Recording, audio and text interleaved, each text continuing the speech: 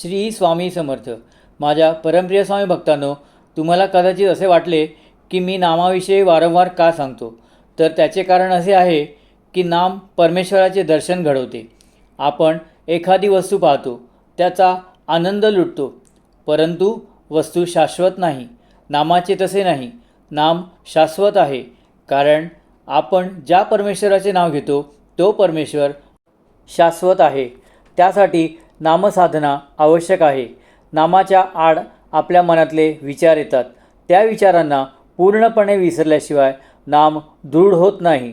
आपण नाम घेताना जर प्रपंचाचा विचार आला तर नामात अडथळा येतो. म्हणून मनातून प्रथम प्रपंच काढून टाकावा लागतो, तरच नाम मनामध्ये घुमू लागते.